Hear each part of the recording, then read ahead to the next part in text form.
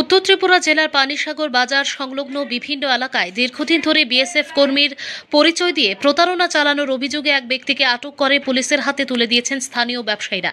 স্থানীয় সূত্রে জানা গেছে অভিযুক্তের নাম উত্তম চাকমা। তিনি ঊনকোটি জেলার উজান মাছমারা এলাকার বাসিন্দা বলে জানা যায়।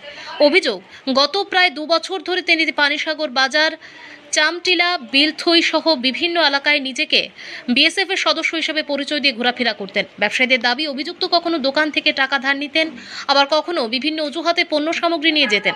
এভাবে একাধিক ব্যবসায়ীর সঙ্গে প্রতারণা করে আসছিলেন বলে অভিযোগ উঠেছে। দীর্ঘদিন ধরে তাকে খুঁজছিলেন প্রতারিত ব্যবসায়ীরা। অবশেষে শনিবার তাকে শনাক্ত করে আটক করা হয় এবং পরে পানিসাগর থানায় নিয়ে যাওয়া হয়। ব্যবসায়ীদের অভিযোগের ভিত্তিতে অভিযুক্তের বিরুদ্ধে পানিসাগর থানায় একটি মামলা দায়ের করা হয়েছে। পুলিশ ঘটনার তদন্ত শুরু করেছে। প্রাথমিক ধারণা করা হচ্ছে এই প্রতারণার সঙ্গে আরও কোনো ব্যক্তি বা বৃহত্তর প্রতারণা চক্র জড়িত রয়েছে কিনা তা খতিয়ে দেখা হচ্ছে। তদন্তের অগ্রগতির সঙ্গে সঙ্গে ঘটনার আরও নতুন তথ্য সামনে আসতে পারে বলে মনে করছে সংশ্লিষ্ট মহল। পানিসাগর প্রতিনিধির রিপোর্ট, প্রতিদিন ত্রিপুরা।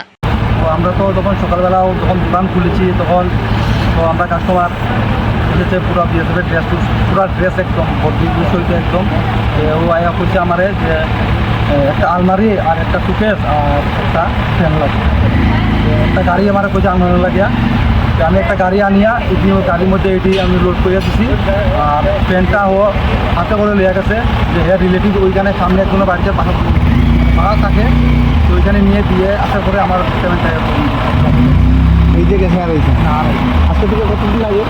তো এক বছর আমাদের বন্ধুবান্ধবরা আমরা কইয়া দিচ্ছি এরকম একটা ছেলে এরকম পজিটিভ ড্রেস লাগাই আয়া দোকান থেকে আয়া এরকম মিশা কথা হয়ে জিনিস নিয়ে, তো ওই আমরা বন্ধুরা মিলিয়ে এইটা মনে হয়।